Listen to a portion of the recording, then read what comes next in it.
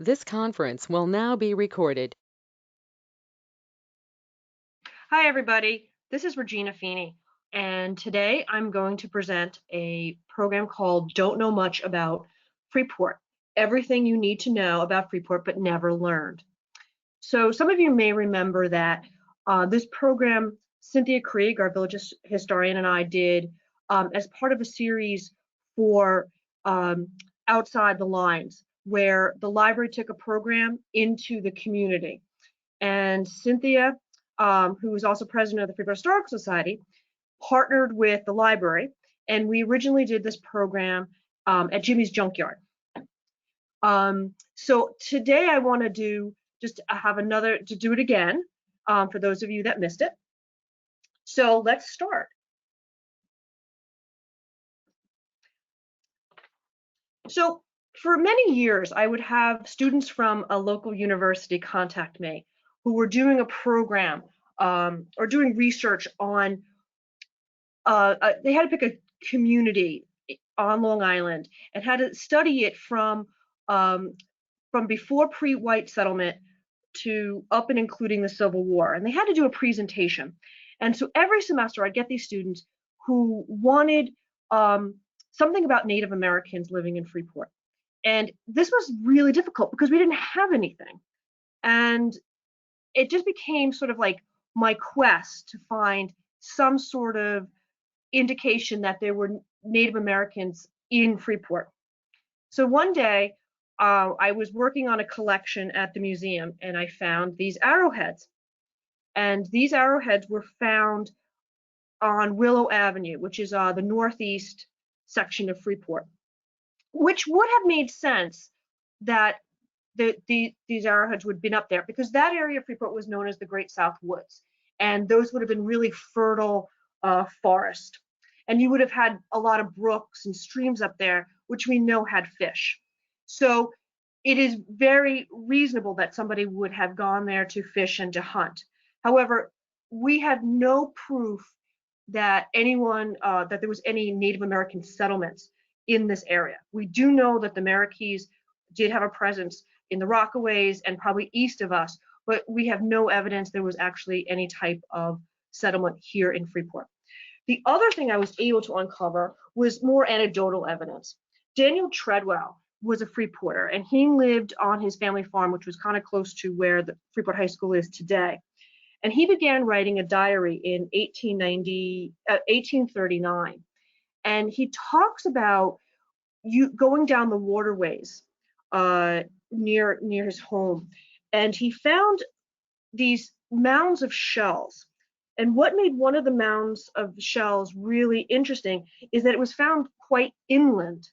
And so what he surmised is that this must have been some sort of wampum factory. Again, this is it's only anecdotal. We don't have any other evidence of that. So welcome Rainers.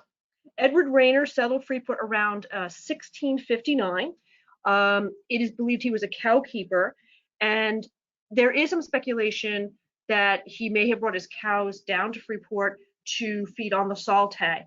But there is evidence also that most people ended up just harvesting that hay. We know that in colonial times that communal salt meadows were governed by the town of Hempstead, and regulations concerning salt meadows in the town of Hempstead date back to 1761. And so we know that they were probably harvested rather than he actually brought his cows here.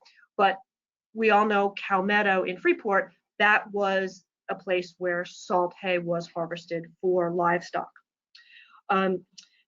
This area of Freeport was known as Rayner's Neck, and we find that in documents dating back in the town of Hempstead records in the 1600s.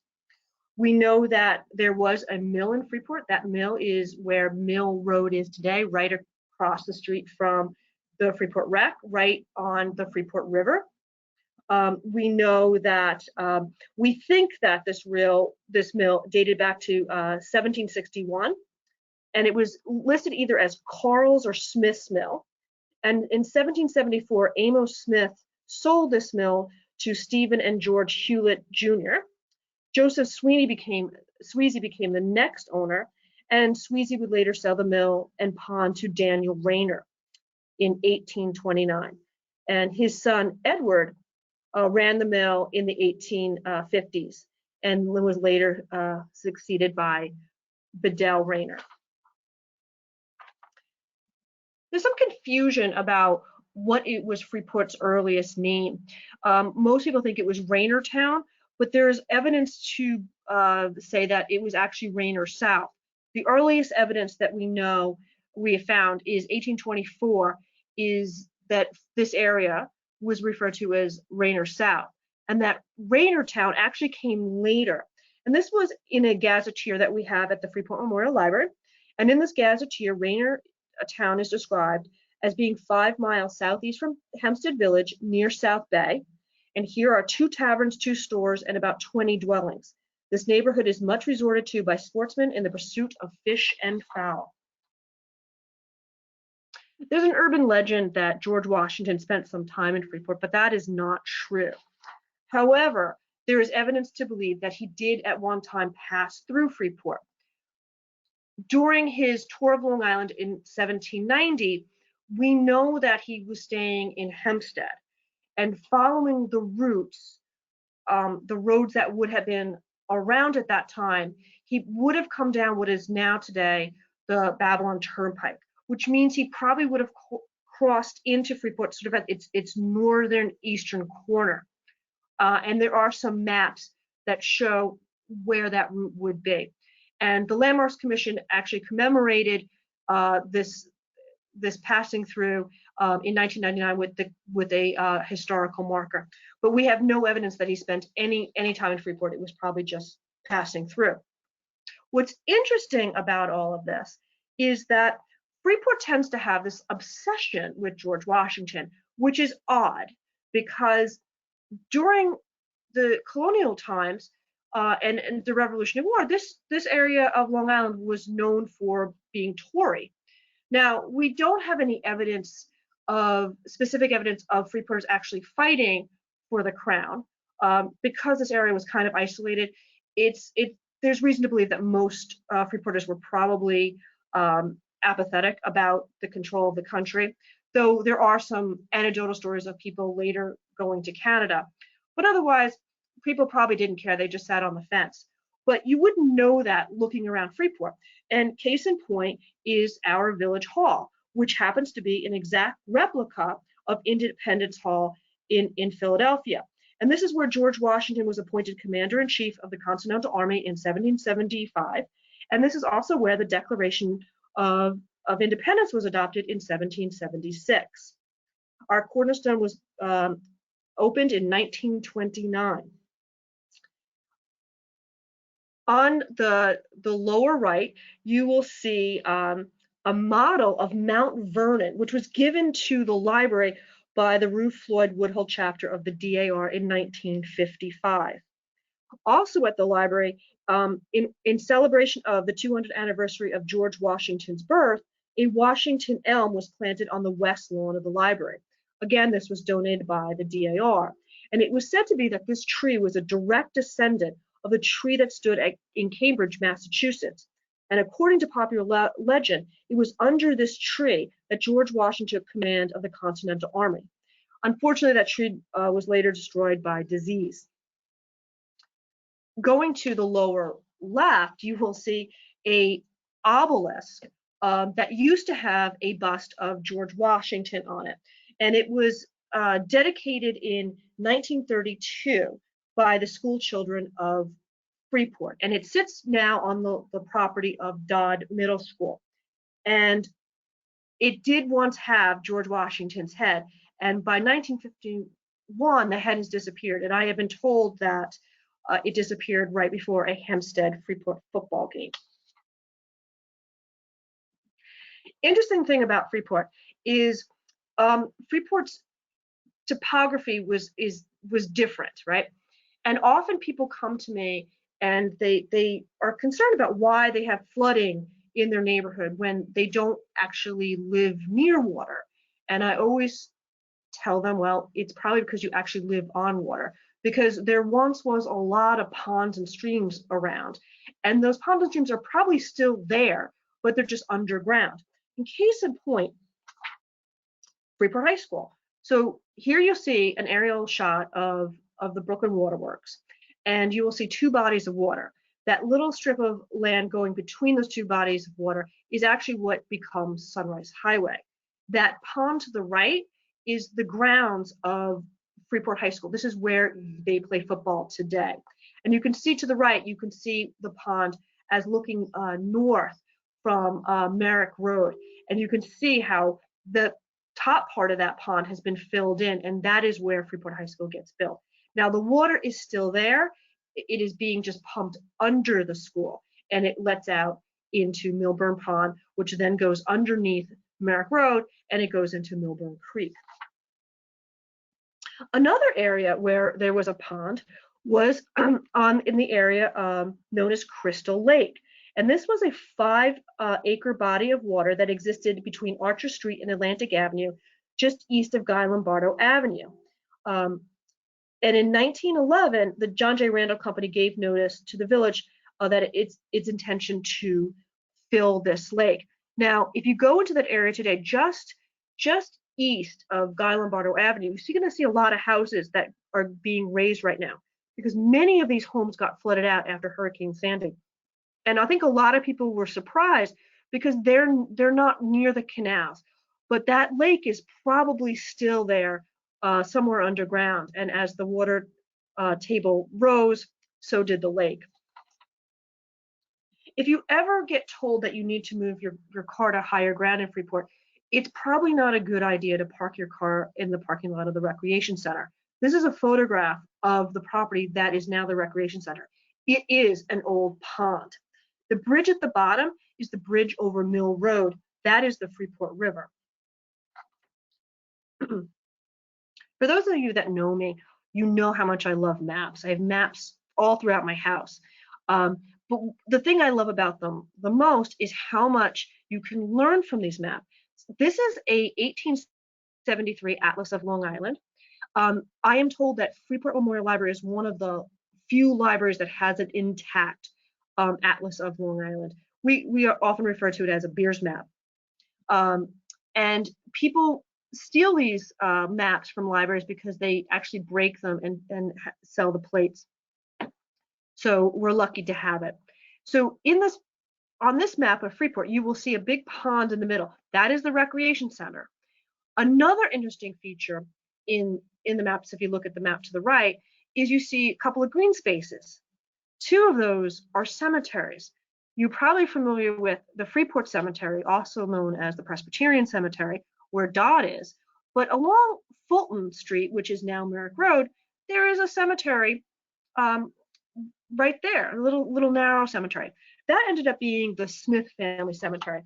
And looking at a 1906 Atlas of Nassau County, published by E. Belcher Hyde, you'll see that that little cemetery is no longer there.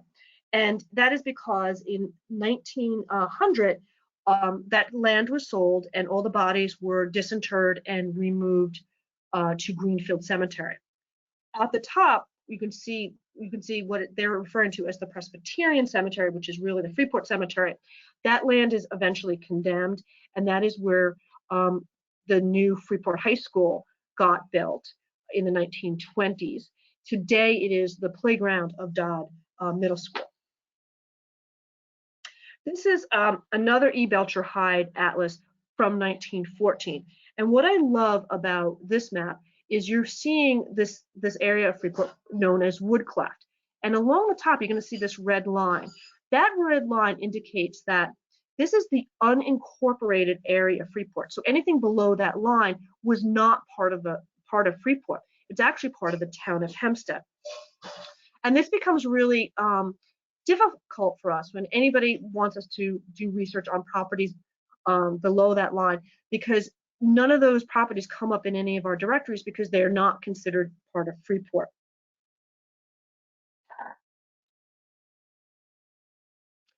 These are Village of Freeport tax maps. there's a very funny story about how the Freeport Historical Society obtained these maps. Several years ago, there was a change in administrations in Village Hall.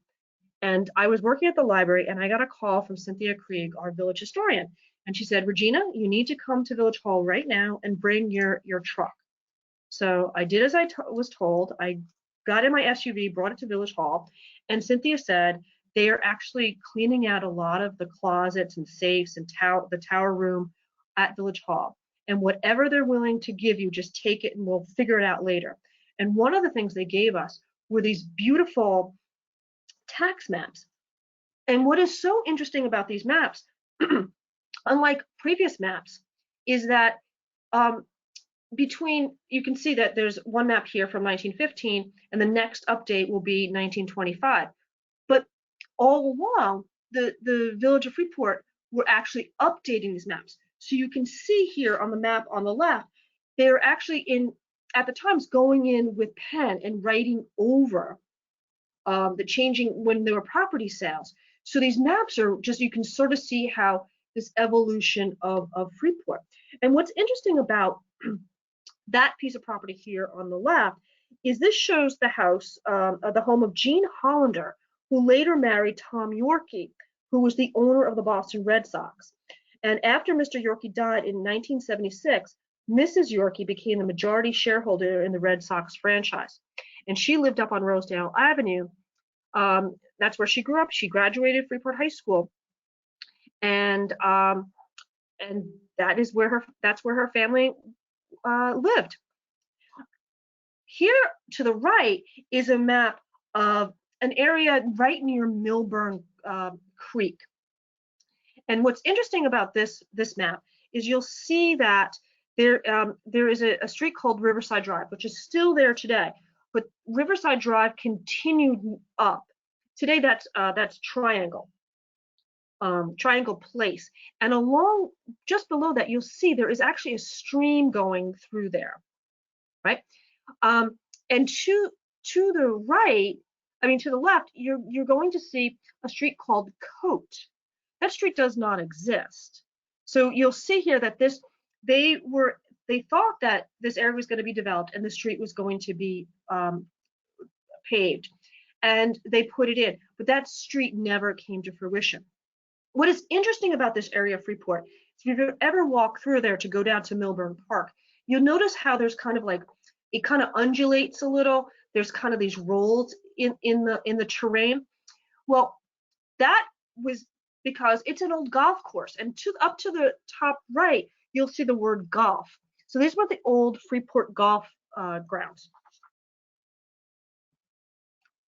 There also is some confusion about Randall Park and Randall Park. So there's actually two Randall Parks in Freeport. The original Randall Park is in North Freeport, and it was developed by John J. Randall. John J. Randall was the president of the Freeport Bank, the Ross and Randall Lumber and Coal Company, Randall and Miller Real Estate, the Freeport Land Company, among others. He was considered the father in Freeport. He dug the Woodcleft Canal, and he was prominent in Long Island and Brooklyn real estate. Part of his house, Woodbine, which you see there to the right, still stands on West Woodbine Avenue. He owned 80 acres in the Northwest, which he called Randall Park, and he laid out many of the streets, measured off in 100-foot plots, and planted 1,000 maples and 1,800 evergreens. At one time, he was the largest taxpayer in the village of Freeport. In 1900, he dug the canals and channels on either side of Woodcleft. Now, most people are familiar with Randall Park in South Freeport, and its official name is John J. Randall Memorial Park, and it was donated to the Village of Freeport in 1924.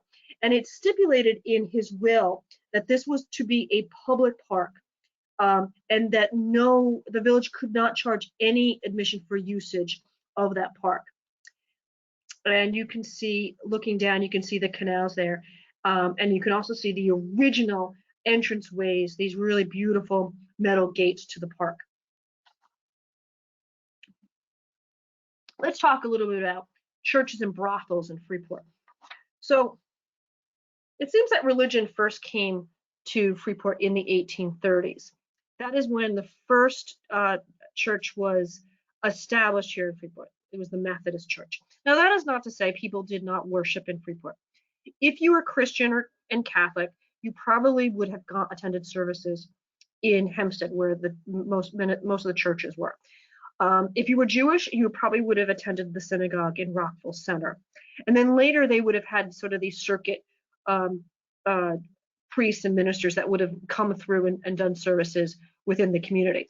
But 1833 is when the first building used as a church is established, and that's in 1833. What is also interesting about Freeport is that Freeport actually had a Mormon community. We know that the Mormons came to Rum Point, which is now Roosevelt, around the 1830s. And between 1830 and 1845, approximately 1,000 individuals from Long Island were converted to Mormonism. And the person who was really instrumental in this was a gentleman named Celia Lane. And he lived in Rum Point, which was later Greenwich Point, and today we know as Roosevelt. His house later became known as the Temple, and he was one of the earliest Mormon teachers in this area. We think that the first Mormon service occurred in Oceanside around 1837, and our chronicler of Freeport history, Daniel Treadwell, says that Brigham Young spent some time in Greenwich Point. By 1970, the New York Times reported that Mormonism was very firmly established in Freeport. What happens is that many of these Mormons eventually migrate west.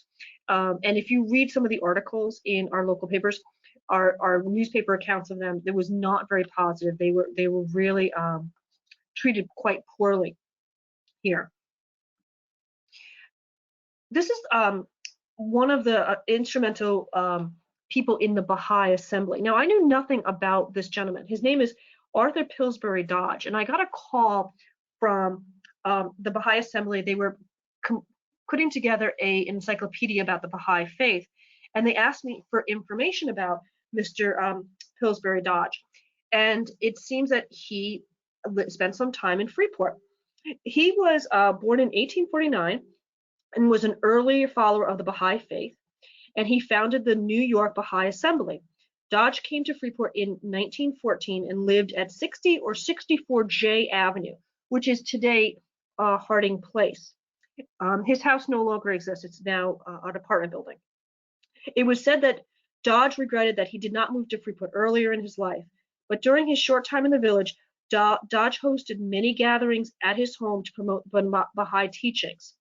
And you can see that many of his services at his home were covered in the local newspapers. Now, Dodge was a lawyer, inventor, and publisher. He was born in New Hampshire and was self-educated. He was admitted to the bar in Massachusetts in 1879 and became the attorney for Mary Baker G. Eddy, who was the founder of the Christian Science Church. And he founded several publications, including New England Magazine, Bay State Monthly, and the Granite State Monthly. In 1892, Dodge was admitted to the bar in Illinois and became an acquaintance of George M. Pullman, the railroad magnate. And it was Pullman who encouraged Dodge, who had no engineering background, to design steam engines for streetcars. Dodge later became president of the Babylon Railroad and then later sold his interest to the Long Island Railroad in 1906. Dodge was introduced to the Baha'i revelations during the 1893 Chicago World's Fair. And in 1907, Dodge lost most of his fortune during the stock market crash. He continued to practice law and maintained an office in the First National Bank building. And he came to Freeport around 1914. This is the Union Reform Temple. What is interesting about this building is that it was designed by a very prominent architect. Percival Goodman is recognized as the leading designer of synagogues in the United States. And between 1936 and 1979, he designed more than 50 synagogues and religious buildings in the United States, including the Fifth Avenue Synagogue. His goal was to design synagogues that interpret Jewish tradition in modern ways, and he died at the age of 85 in 1989. Now, the Union Reform Congregation began services in Freeport in 1953, and this synagogue served the Baldwin Roosevelt area. Its first services were held at 1 East Side Highway, East Sunrise Highway in Freeport. And later that year, services were held at the Old Baptist Church that was located at 74 South Grove Street, which is now Guy Lombardo Avenue. Here is the first Church of Christ Scientist. And when worshipers of the first Church of Christ Scientists of Freeport met, they did so at the Levy Building in 1920. In 1935, the first Church of Christ Scientists purchased property on the southwest corner of Merrick Road and Elm Place. The official edifice was acquired by the Christian Science Building from the 1939 World's Fair in Flushing Meadows. It was moved to Freeport in sections. The building was later enlarged to accommodate a Sunday school and a reading room, and the first services in the building were held on October 19, 1941. Additions to the building were finally completed in 1953. And the surrounding cornerstone of the building, there are 4 bricks that were taken from the chimney of its founder, Mary Baker Eddy. Okay. We also had some not so positive places in Freeport. And throughout our history, there have been reports of disorderly houses near and about Freeport. Now, a disorderly house is an all-inclusive term that may be used to describe such places as a house of prostitution, an illegal gambling casino, or a site where drugs are constantly being bought and sold. Basically, it's any place where unlawful practices are habitually carried out on by the public. So the first case of a disorderly house I could find was 1899, and this was Frederick Rouge, who lived on the Freeport-Baldwin border, and he was accused of running a disorderly house. In 1902, Catherine Rhodes was found guilty of running a disorderly house, and at the time, her husband was in Sing Sing for assaulting his brother. In 1918, Louis Schwab was acquitted of running a disorderly house by the military police in his Boulevard Hotel in Freeport. And in 1928, James Curio was charged with running a disorderly house in Freeport. Now, we know that there was another disorderly house that was described as being a brothel by none other than Harpo Marx. Harpo Marx in 1907 came to Freeport and worked as a piano player at the Happy Times Tavern, also known as Shang's Hotel. Marx describes Shang's as a brothel catering to the men hired to dig a canal in Freeport. And his employer, Mrs. Shang, and her gang were later arrested as a major burglary ring on the South Shore. Years later, Marx learned that his older brother, Chico, also worked at Shang's. Both brothers were fired by Mrs. Shang, Harpo for contracting measles, and Chico for becoming too friendly with one of the girls. Let's talk about toll houses and poorhouses. Okay. Now, most roads were quite primitive in Freeport. They were basically dirt roads. And so this was sort of problematic. They would, during storms, they would get flooded out. There would be holes in them. So it was a pretty rough ride. So to make an improvement, companies were started. And these were plank road companies. And in this area, we had the Merrick and Jamaica Plank Road Company. These were basically wooden roads. And to pay for those roads and to make money, the company placed toll houses along the stretch. And there was a plank road in Freeport on what is now Merrick Road. And there was a toll house somewhere near where CVS is today and the Bethpage Credit Union, right there between Merrick and Long Beach. There was a toll house. Now, this is not a photograph of that toll house. It is what the toll houses did look like along the toll road. And so that structure would have existed in Freeport in the mid 1800s. Now, Rigs were charged every 2 to 3 miles, so these houses were located every 2 to 3 miles, and most disappeared by the 1870s. And the company affairs for the American Jamaica Plank Road closed up in about 1883. The picture of the gentleman to the right is Charles Chip Baldwin, and he was actually born in the toll house that was located on Merrick Road near Long Beach. And he said that the traffic consisted mostly of farmers, wagons, county doctors, and salesmen. And his family moved out of the toll house about 1864. Baldwin was a fireman in Freeport, and he has fond memories of working with Jumbo, the fire engine. Freeport also had a poorhouse, sometimes referred to as the almshouse. Freeport was part of Queens County, and we had a poorhouse that was part of the almshouse system for Queens. That poorhouse was located on what is now Bayview Avenue, just north of Merrick Road, kind of north of where the Meadowbrook Care Facility is today. And some old maps actually refer to that road as Poorhouse Road. We know a lot about this poorhouse is because the person who was in charge of it was Francis Knapp Benedict, and he moved to Freeport from Connecticut in 1850.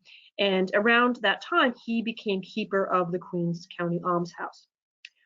Benedict, a Mormon, later moved to Salt Lake City, and a lot of his family history I was able to get from the records that are located out in Utah. In the early 1800s, Francis Benedict had a contract with Queens County to board and lodge the poor. He was paid $3.50 for each person sent to him. He was allowed to use their labor for free and to run his farm or hire them out for neighboring farmers. There was also on his farm a cemetery, and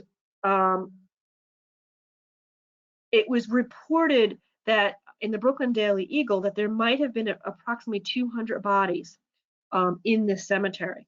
And in 1894, all traces of the almshouse and cemetery disappeared when the land was developed for building. And we also have some other records about the Queens County poorhouse. They're actually in Ancestry. All these records are available on Ancestry.com. So here is one of the inmates at this poorhouse. This record is from 1859, and this person is Cornelius Sullivan. He was 50 years old. He was from Ireland. He's listed as intemperate, and in his record it says that he is permanently dependent. This is a record for another Freeport inmate from 1864. This is Ephraim Ford. He was 38 years old. It was said that he was from Poland, and according to his record, he had wealthy siblings that paid for him to stay in a poorhouse in London, and they basically gave him a one-way ticket to the United States. Okay, neighborhood names. Oftentimes when you're reading newspapers, or maybe even some of your deeds, you see these names come up of places that exist in Freeport. And when you look at old maps, you'll see that a lot of these places are developments. So I want to talk a little about some of the developments that existed in Freeport. So the first one being Greenview Terrace. And this was developed in the early 1900s by the Long Island Realty Company. The owner of this company was Cadman H. Frederick, who bought a large amount of acreage on Grand Avenue close to the train station. And he sold his lots originally for $49. Now, you probably don't know much about Cadman Frederick, but he was a leading real estate developer and banker. And he's said to have accumulated his first $1 million by the time he was 21 years old. He was born on the island of St. Vincent, British West Indies, and he came to the United States at the age of 14 and became a naturalized citizen at 22. He was also very much involved in Our Holy Redeemer Catholic Church. It is reported that he donated the main altar, the Italian marble railings, and the $4,000 pipe organ to the church. And in 1915, Frederick was the Grand Marshal of the Catholic Rally and Parade that was held in Freeport, which was said to have attracted 22,000 Catholics to this village. East Randall Park was developed in 1900s by none other than John J. Randall.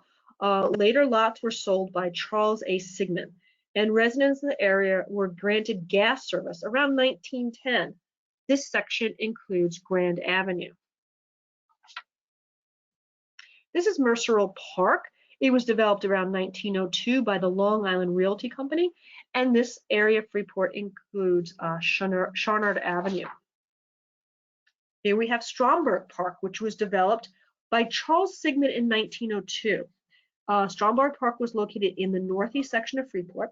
This property was originally owned by the Rayner family, and about 1894, the property was purchased by Professor Delwyn K. Brown, a noted instructor of penmanship. Around 1900, Brown sold some of the property and a house he built there to John Stromberg, a composer and orchestra director. And according to newspaper accounts, Stromberg Park included 23 acres of park-like grounds, a beautiful home surrounded by stately trees, tennis and croquet courts, a large barn and carriage house, a dairy and fruit house, poultry yards, and a duck pond. The house was described as artistically decorated and handsomely furnished. Stromberg spent hundreds of dollars creating ornate ceilings, especially in his music room, which featured lyrics and musical symbols. Stromberg originally called his property Russell Park after his friend, the actress Lillian Russell. Unfortunately, Stromberg did not live long enough to enjoy his beautiful estate. In 1902, Stromberg committed suicide after a long illness. In 1904, Stromberg's widow married real estate developer Charles Sigmund. The property was divided into housing lots, and several of the streets were named after people associated with the vaudeville theater. These include Weberfield Avenue, which was named for Joe Weber and Lou Fields, who ran the Weber and Field Burlesque Theater. Russell Avenue, which later became Willow Avenue in 1917. Russell Avenue was later moved from Northeast Freeport to a street between Pennsylvania Avenue and Long Beach Avenue, which is now referred to as Russell Place. Jesse Street was named for Jessie Lewison, a companion of the vaudeville actress and singer Lillian Russell. And Templeton Street was named for Faye Templeton, who was an actress with the Weber and Fields Theater. Templeton Street no longer exists and now is the eastern part of Parsons Avenue. Bennington Park. Bennington Park was developed in 1902 by Newton Bennington on land owned by Joseph Rayner. The streets created by Bennington included Alexander Avenue, Bennington Avenue, Benson Place, Columbus Avenue, Helen Avenue, Liberty Avenue, Rhodesia Street, and Waverly Place. Bennington Park later became an enclave of African Americans, many of whom came from South Carolina, and Italian immigrants. And most of Bennington Park was lost during urban renewal in the late 1950s into the 1980s. Today, if you go to the Baptist Church on Liberty and Merrick Road, there is a historical marker put up by the Freeport Landmarks Commission, sort of celebrating Bennington Park and its contributions to the Village of Freeport. Here is Residence Park. It was developed in the 1900s by the Warranty Realty Company, and this section included California Avenue. This is Alpine, which was originally developed by John J. Randall in 1904, and later lots were sold by Charles A. Sigmund. And here we have Freeport Oaks, which was developed in the 1930s by Mark Canner and Sons. Streets included Maple Drive, Putnam Avenue, Oxford Drive, Essex Court, and Chelsea Court. Houses were brick Georgian style on 60 by 100 plots and included heated garage, open porches, slate roofs, wood-burning fireplaces, copper gutters, steel girders, breakfast nooks, and a washroom on the first floor. Freeport Bay Estates. This is a promotional brochure from the Freeport Bay Estates circa 1926. This proposed development included 15 miles of waterfront property, 2 bathing beaches, and a hotel. Today, the site includes 1st through 4th Street, Ann Drive, Jeffries Court, and Cow Meadow Park. The brochure's map includes the site of the Lights Club, Playland Amusement Park, and Casino Beach. It also includes the proposed site of the Freeport Causeway, which would have run down Hudson Avenue to Lido Beach or to Point Lookout. Okay, life on the links. What a lot of people don't know is that Freeport had several golf courses. The first is the Freeport Golf Club, which was established on June 22nd, 1900, and it was located south of Merrick Road and west of Bayview Avenue. This was a 2,494-yard, 9-hole course with 5 bunkers, and it was said to be bounded by cedar trees. The course was first played on July 4th, 1900, and in 1901, ground was broken for a beautiful clubhouse designed by architect Woodruff Leeming and was constructed by the firm Randall and Miller. The clubhouse featured a veranda, an assembly hall with cathedral-style windows, and a fireplace. Locker rooms were available for both men and women, and tournaments were held throughout the season. Guests and members were charged 50 cents per day or $5 per month. By 1915, this course is gone, and it was developed for residential development.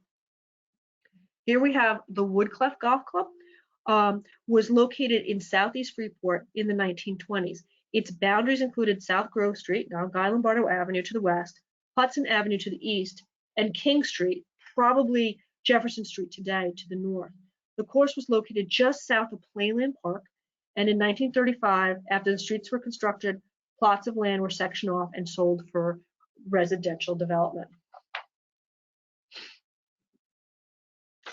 And finally, we have the Millburn Country Club. It was also known as the Manhattan Country Club and the Millburn Golf Club, and later the Willowbrook Golf Club. The course was developed in the northwest section of Freeport next to Millburn Creek, which extended from Stearns Park to Grand Avenue. Hugo Stearns originally established this 9-hole golf course in this section, and in 1917, organizers of the Manhattan Country Club purchased the land from Hugo Stearns. In 1990, membership dues were about $100, and an initiation fee was waived for early applicants. In 1941, new ownership opened the golf course to the public, and they added a 14-lane bowling alley. In 1943, the club was destroyed by a fire, and it later became the Willowbrook Golf Club. In 1949, the Long Island Open tournament was held at the Willowbrook Golf Club, with professional golfer and Long Island native Al Broche taking first place. In 1952, the Baldwin the Baldwin School District assumed ownership of the remaining 35 acres of this property. So this is the end of part 1, and I will be recording the second part later. I hope you come back. Thank you.